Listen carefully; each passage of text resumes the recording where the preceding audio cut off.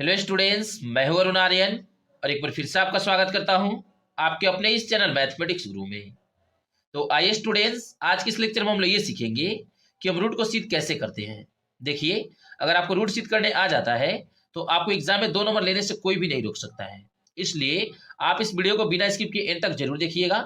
अगर आप इस वीडियो को लास्ट तक देख लेते हैं तो आपको ये पता चल जाएगा कि हम रूट को कैसे सिद्ध करते हैं। तो आइए स्टूडेंट्स, बिना टाइम को वेस्ट किए क्वेश्चन को स्टार्ट करेंगे। यहाँ पे देखिए, ये रहा मेरा क्वेश्चन।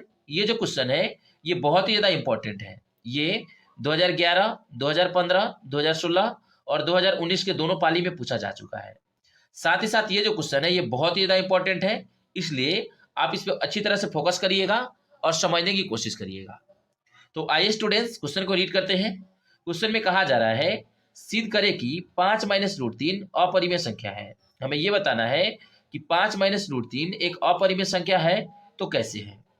हालांकि आप जानते हैं ये परिमेय संख्या है और ये अपरिमेय संख्या है, तो हम परिमेय में से घटा देंगे अपरिमेय को तो हमें अपरिमेय प्राप्त होगा। इसका मतलब ये मेरा अपरिमेय है, लेकिन फिर भी हमें सिद्ध करके बताना है कि ये अपरिमेय है तो कैसे है। तो देखिए, हमें अपरिमेय सिद्ध करना है तो हम इसका उल्टा मान लेंगे, लिखेंगे माना कि 5 माइनस रूट 3 एक परिमेय संख्या है। आइए इसी बात को पहले नोट कर लेते हैं, उसके बाद हम फर्दर आगे सॉल्व करेंगे। अब आइए स्टूडेंट्स, आगे सॉल्व करेंगे। यहाँ पे देखिए, मैंने 5 माइनस रूट 3 को एक परिमेय संख्या माना है, तो आप यहाँ पे नोट करेंगे 5 माइनस रूट 3, इसको हमने क्या मान लिया है, परिमेय संख्या मान लिया है। तो परिमेय संख्या p बाई क्यू के रूप का होता है। ओके, जहां यहाँ पे आप रीजन दे देंगे, जहां p और q ये मेरा क्या है, सहअभाज्य संख्या है। अब सहअभाज्य संख्या क्या होता है इसके बारे में मैंने आपको बता रखा है। आप प्लेलिस्ट को चेक कर लीजिए, आपको वहां पे चैप्टर नंबर 1 दिखाई देगा, वहां से जाकर आप इसको समझ सकते हैं। ओके, तो यहाँ पे ये p और q सहअभाज्य संख्या है। और देखिए, एक बात याद रखिए, ये जो q का मान है ये कभी भी जीरो नहीं हो सकता है, तो q is not equal to zero, इसको हम यहाँ पे नोट कर लेंगे। अब आगे देखिए, ध्यान से यहाँ पे देखिएगा।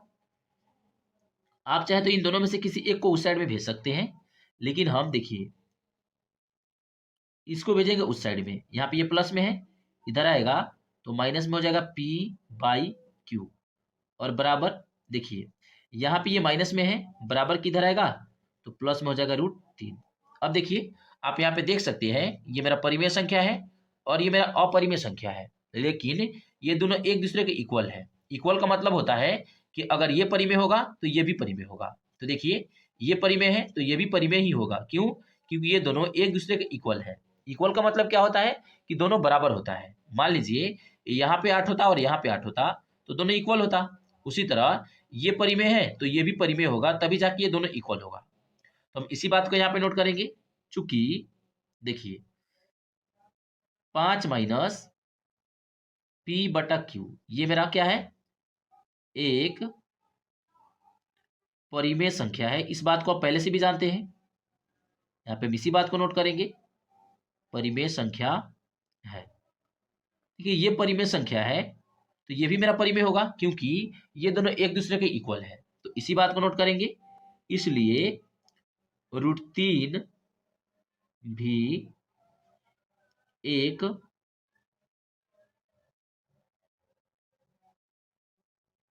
परिमेय संख्या होगा। ओके, देखिए ये परिमेय संख्या है तो ये भी परिमेय संख्या होगा।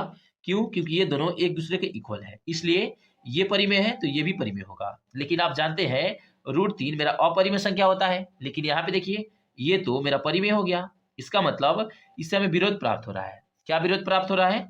देखिए, ये विरोध हमें क्यों प्राप्त हो रहा है, क्योंकि हमने यहाँ पे गलत मान लिया है। हमने 5 माइनस रूट 3 को एक परिमेय संख्या मान लिया है, लेकिन वास्तव में 5 माइनस रूट 3 एक परिमेय संख्या नहीं होता है, ये मेरा अपरिमेय संख्या होता है। हमें ये विरोध इसलिए प्राप्त हो रहा है क्योंकि हमने यहाँ पे गलत मान लिया है। तो हम इसी बात को नोट करेंगे, लिखेंगे, लेकिन इससे हमें विरोध प्राप्त हो रहा है और यह विरोध हमें अपनी गलत कल्पना के कारण प्राप्त हो रहा है कि 5 माइनस रूट 3 एक परिमेय संख्या है। आइए पहले इसी बात को नोट करते हैं, उसके बाद हम फर्दर आगे सॉल्व करेंगे। तो जैसा कि आप यहाँ पे देख सकते हैं स्टूडेंट्स, मैंने इसी बात को नोट कर लिया है। देखिए, हमने जो भी अभी आपको समझाया है सेम उसी बात को हमने यहाँ पे नोट किया है, लेकिन इससे हमें विरोध प्राप्त हो रहा है और यह विरोध हमें अपनी गलत कल्पना के कारण प्राप्त हो रहा है कि 5 माइनस रूट 3 एक परिमेय संख्या है। देखिए ये विरोध हमें क्यों प्राप्त हो रहा था, क्योंकि हमने यहाँ पे गलत कल्पना कर लिया था कि 5 माइनस रूट 3 एक परिमेय संख्या है, इसलिए ये विरोध हमें प्राप्त हुआ है। तो बाद में जाकर हम कहेंगे अतः हम निष्कर्ष निकालते हैं कि 5 माइनस रूट 3 एक अपरिमेय संख्या है। ये मेरा परिमेय संख्या नहीं है, ये मेरा अपरिमेय संख्या है। ये हमने यहाँ पे निष्कर्ष निकाल दिया। सबसे पहले आप यहाँ पे इसको नोट करेंगे, उसके बाद इसको नोट करेंगे, उसके बाद आप फाइनली जाकर कहेंगे अतः हम निष्कर्ष निकालते हैं कि 5 माइनस रूट 3 एक अपरिमेय संख्या है। और इस प्रकार स्टूडेंट्स ये आपका प्रूफ हो जाता है। ओके, देखिए इस मेथड को हम बोलते हैं कंट्राडिक्शन मेथड।